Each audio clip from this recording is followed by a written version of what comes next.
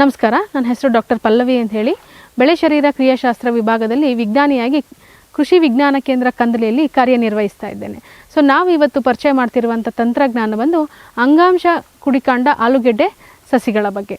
So ಮೊದಲನೇದಾಗಿ ಹಾಸನ ಜಿಲ್ಲೆಯಲ್ಲಿ ಪ್ರಮುಖವಾಗಿ ಬೆಳೆಯುತ್ತಿರುವಂಥ ಬೆಳೆ ಅಂತಂದರೆ ಅದು ಆಲೂಗೆಡ್ಡೆ. ಹಾಗೆ ಇದನ್ನು ಬೇರೆ ಜಿಲ್ಲೆಗಳಲ್ಲೂ ಸಹ ಬೆಳೀತಾ ಇದ್ದಾರೆ. ಉದಾಹರಣೆಗೆ ಚಿಕ್ಕಬಳ್ಳಾಪುರ ಆಗಿರ್ಬೋದು, ಕೋಲಾರ ಆಗಿರ್ಬೋದು, ಬೆಂಗಳೂರು ಗ್ರಾಮಾಂತರ ಆಗಿರ್ಬೋದು. ಸೊ ನಮ್ಮ ಕರ್ನಾಟಕ ರಾಜ್ಯದಲ್ಲಿ ಸಾಕಷ್ಟು ಜಿಲ್ಲೆಗಳಲ್ಲಿ ಈ ಒಂದು ಆಲೂಗೆಡ್ಡೆಯನ್ನು ಬೆಳೀತಾ ಇದ್ದಾರೆ. ಈ ಒಂದು ಆಲೂಗೆಡ್ಡೆಯ ವಿಸ್ತೀರ್ಣ ಬಹಳಷ್ಟು ಕಡಿಮೆ ಆಗ್ತಾ ಇದೆ. ಅದಕ್ಕೆ ಸಾಕಷ್ಟು ಕಾರಣಗಳಿದ್ದಾವೆ.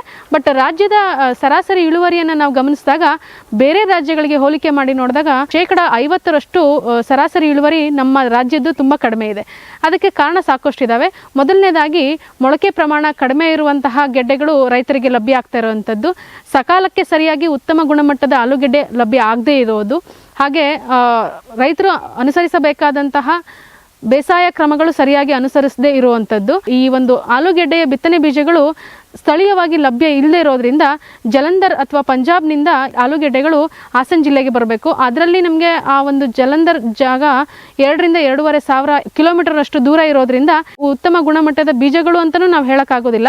ಯಾಕೆಂದರೆ ಅವ್ರು ಯಾವ ಜನರೇಷನ್ ಬೀಜಗಳು ಕೊಡ್ತಾರೆ ಅನ್ನೋದು ನಮಗೆ ಅದರ ಅರಿವಿರೋದಿಲ್ಲ. ಕೊಡ್ತಾ ಇರುವಂಥ ಬಿತ್ತನೆ ಗೆಡ್ಡೆಗಳ ಜೊತೆಗೆ ಸಾಗಾಣಿಕಾ ವೆಚ್ಚನೂ ಕೂಡ ಹೆಚ್ಚುವರಿಯಾಗಿ ರೈತರಿಗೆ ಬೀಳ್ತಾ ಇದೆ.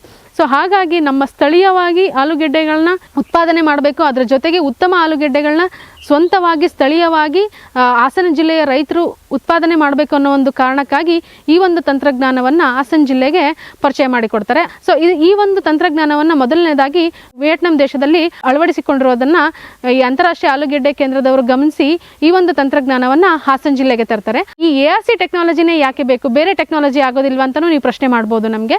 ಸೊ ಮೊದಲನೇದಾಗಿ ಇದು ಆಲ್ರೆಡಿ ಸಾಬೀತಾಗಿರುವಂತಹ ತಂತ್ರಜ್ಞಾನ. ಇದು ಜೊತೆಗೆ ತುಂಬಾ ಸುಲಭವಾಗಿ ರೈತರಿಗೆ ಕೈಗೆಟುಕುವಂತಹ ರೀತಿಯಲ್ಲಿ ಸಿಗ್ತಾ ಇದೆ. ಇದರಲ್ಲಿ 3 ಹಂತ ಇದೆ. ಮೊದಲನೇ ಹಂತದಲ್ಲಿ ರೋಗರಹಿತ ಅಂಗಾಂಶ ಆಲೂಗೆಡ್ಡೆ ಸಸಿಗಳನ್ನ CPCRI ಶಿಮ್ಲಾ ಇಂದ ನಾವು ತರಿಸ್ಕೋಬೇಕಾಗತ್ತೆ. ಆ ಒಂದು ಸಸಿಗಳನ್ನ ತಂದ ನಂತರ ಪ್ರಯೋಗಶಾಲೆಯಲ್ಲಿ ಟಿಶ್ಯೂ ಕಲ್ಚರ್ ಬಾಟಲ್ಗಳಲ್ಲಿ ಅದನ್ನ ಹೆಚ್ಚಿನ ಸಂಖ್ಯೆಗಳಲ್ಲಿ ಉತ್ಪಾದನೆ ಮಾಡಬೇಕಾಗತ್ತೆ. ಆ ಒಂದು ಟಿಶ್ಯೂ ಕಲ್ಚರ್ ಬಾಟಲ್ಸ್ನ ತಗೊಂಡು ಬಂದು ಈ ರೀತಿ ಕೋಕೋಪಿಟ್ ಬೆಡ್ಗಳಲ್ಲಿ ನಾವು ಇದನ್ನು ಹಾಕೋತೇವೆ.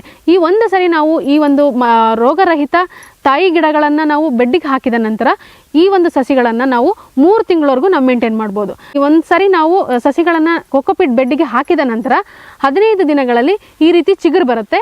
ಈ ರೀತಿ ಚಿಗುರು ಬಂದಂತಹ ಕಡ್ಡಿಗಳನ್ನು ನಾವು ರೈತರ ಅವಶ್ಯಕತೆಗೆ ಅನುಗುಣವಾಗಿ ಹೆಚ್ಚಿನ ಸಂಖ್ಯೆಯಲ್ಲಿ ನಮಗೆ ಬೇಕಾದಷ್ಟು ಪ್ರಮಾಣದಲ್ಲಿ ಕೋಕೋಪಿಟ್ ಬೆಡ್ಗಳಾಗಿ ಎಷ್ಟು ಬೆಡ್ಗಳನ್ನು ಬೇಕಾದರೂ ನಾವು ಮಾಡ್ಕೋಬಹುದು, ಎಷ್ಟು ಸಂಖ್ಯೆಗಳಲ್ಲಿ ಆದರೂ ನಾವು ಮಾಡ್ಕೋಬಹುದು. ಇಲ್ಲಿ ನೋಡ್ತಾ ಇರ್ಬೋದು ಆರೋಗ್ಯವಾಗಿರುವಂತಹ ಸಸಿಗಳು ಸಾಕಷ್ಟು ಇದ್ದಾವೆ.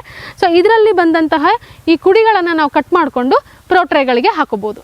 ಪ್ರೋಟ್ರೇಗಳಿಗೆ ಹಾಕೊಂಡು ಇದಕ್ಕೆ 12 ರಿಂದ 15 ದಿನಗಳಾದ ನಂತರ ರೈತರಿಗೆ ಓಪನ್ ಫೀಲ್ಡ್ಗೆ ಕೊಡಬೇಕಾಗತ್ತೆ. ಸೊ 3 ಹಂತಗಳಲ್ಲಿ ಈ ಒಂದು ತಂತ್ರಜ್ಞಾನವನ್ನು ನಾವು ಗಮನಿಸಬಹುದು. ಮೊದಲನೇದಾಗಿ ಪ್ರಯೋಗಶಾಲೆ, ಎರಡನೇದಾಗಿ ಕೋಕೋಪಿಟ್ ಬೆಡ್, ಹಾಗೆ 3ನೇದಾಗಿ ಜಮೀನುಗಳಲ್ಲಿ ಹಾಕುವುದು.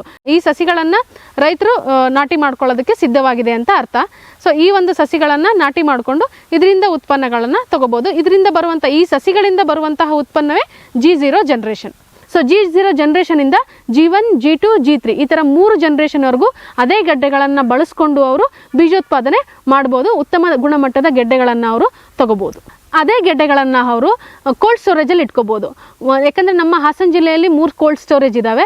ಅದನ್ನು ಕೋಲ್ಡ್ ಸ್ಟೋರೇಜಲ್ಲಿ ಇಟ್ಟು 60 ದಿನಗಳ ನಂತರ ಅದನ್ನು ಬೀಜದ ಗೆಡ್ಡೆಗಳಾಗಿ ಬಳಸ್ಕೋಬೋದಾಗಿದೆ. ಈಗ ಮಾಮೂಲಿ ಗೆಡ್ಡೆಗಳನ್ನು ಜಲಂಧರಿಂದ ತೊಗೊಂಡು ಬಂದು ಯಾವ ರೀತಿ ಅವರು ಬಿತ್ತನೆ ಮಾಡ್ತಿದ್ರು ಅದೇ ರೀತಿ ಈ ಗೆಡ್ಡೆಗಳನ್ನ, ಈ ಸಸಿಗಳಿಂದ ಬರುವಂತಹ ಗೆಡ್ಡೆಗಳನ್ನ ಕೂಡ ಅವರು ಬಿತ್ತನೆ ಮಾಡಬೇಕಾಗತ್ತೆ. ಅದರಲ್ಲಿ ನಿಮಗೆ ಸೈಜ್ ಕೂಡ ಇಂಪಾರ್ಟೆಂಟ್ ಆಗುತ್ತೆ. ಒಂದೊಂದು ಗೆಡ್ಡೆಗಳು 25 ರಿಂದ 30 ಗ್ರಾಮ್ವರೆಗೂ ಇರಬೇಕಾಗತ್ತೆ. ಮಿನಿಮಮ್ 2 ರಿಂದ 3 ಕಣ್ಣು ಇರಬೇಕು. ಅಂಥ ಗೆಡ್ಡೆಗಳನ್ನ ಅವರು ಬಿತ್ತನೆ ಮಾಡಬೇಕಾಗತ್ತೆ. ಬಿತ್ತನೆ ಮಾಡಿ ಬಂದಂತಹ ಸಸಿಗಳನ್ನು ಅವರು ಯಾವ ರೀತಿ ಕಾಪಾಡ್ಕೋತಿದ್ರು ಅದೇ ರೀತಿ ಕಾಪಾಡ್ಕೋಬೇಕಾಗತ್ತೆ. ಬಂದಂಥ ಇಳುವರಿನ ಅವರು G1 ಜನರೇಷನ್ ಆಗಿ ಬಳಸ್ಕೋಬೋದಾಗಿದೆ. ಈ ರೀತಿ ಅವರು 3 ಜನರೇಷನ್ವರೆಗೂ ಅದೇ ಗೆಡ್ಡೆಗಳನ್ನು ಅವ್ರು ಬಳಸ್ಕೋಬೋದಾಗಿದೆ. ಈಗ ನಾವು ಯಾವ ರೀತಿ ಗೆಡ್ಡೆಗಳನ್ನ ಮಾರಾಟ ಮಾಡ್ತಿದ್ದೀವೋ ಅದೇ ರೀತಿ ಬೇರೆ ರೈತರು, ಬೇರೆ ಸಂಸ್ಥೆಗಳು ಕೂಡ ಈ ARC ಇಂದ ಬಂದಂತಹ ಗೆಡ್ಡೆಗಳನ್ನು ಖರೀದಿ ಮಾಡ್ತಾ ಇದ್ದಾರೆ. ಇದಕ್ಕೇನಿಲ್ಲ ಅಂದ್ರೆ 25 ರಿಂದ 30 ರೂಪಾಯಿ ಕೊಟ್ಟು ಅವರು ಈ ಬಿತ್ತನೆ ಗೆಡ್ಡೆಗಳನ್ನ ಖರೀದಿ ಮಾಡ್ತಾ ಇದ್ದಾರೆ. ಅಂಥವ್ರಿಗೂ ಸಹ ನೀವು ಗೆಡ್ಡೆಗಳನ್ನ ಕೊಡಬಹುದು. ಇಲ್ಲ ನಾವು ಗೆಡ್ಡೆಗಳನ್ನ ಕೊಡೋಕ್ಕಾಗ್ತಾ ಇಲ್ಲ, ನಮಗೇನೋ ಎಮರ್ಜೆನ್ಸಿ ಇದೆ ಅನ್ನೋ ಒಂದು ಸಿಚುವೇಶನಲ್ಲಿ ನೀವು ಮಾರಾಟ ಕೂಡ ಮಾಡ್ಬೋದು. ಇದರಲ್ಲಿ ಸಾಕಷ್ಟು ವೆರೈಟಿಗಳಿದೆ. ಆ್ಯಕ್ಚುಲಿ ಮುಂಚೆ ಆದರೆ ಬರೀ ಕುಫ್ರಿ ಹಿಮಾಲಿನ ಬಳಸ್ತಾ ಇದ್ರು. ಈಗ ಕುಫ್ರಿ ಕರಣ್ ಅಂತ ಬಂದಿದೆ. ಈಗ ಅಂಗಮಾರಿ ರೋಗ ಏನು ಬರ್ತಾ ಇದೆ, ಈ ಅಂಗಮಾರಿ ರೋಗಕ್ಕೆ ರೋಗ ನಿರೋಧಕ ಶಕ್ತಿ ಈ ಕುಫ್ರಿ ಕರಣಲ್ಲಿ ಇದೆ. ಅದ್ರ ಜೊತೆಗೆ ಇಲ್ಲಿ ನೋಡ್ತಾ ಇರ್ಬೋದು ನೀವು, ಚಿಪ್ಸೋನಾ 1 ಇದೆ, ಚಿಪ್ಸೋನಾ 2 ಇದೆ, ಹಾಗೆ ಕುಫ್ರಿ ಸಂಗಮ್ ಅಂತ ಇದೆ. ಸೊ ಇಷ್ಟು ವೆರೈಟಿಗಳನ್ನು ನೀವು ಹೊಸದಾಗಿ ಅನುಷ್ಠಾನ ಮಾಡ್ಕೊಂಡು ಬರ್ತಾ ಇದ್ದಾರೆ. ಇದರಲ್ಲಿ ಸಾಕಷ್ಟು ಅಭಿವೃದ್ಧಿಯನ್ನು ನಾವು ನೋಡ್ತಾ ಇದ್ದೇವೆ. ಯಾಕಂದರೆ ತಳಿಗಳು 1 ರಿಂದ 4 ಆಗಿದೆ ಈಗ.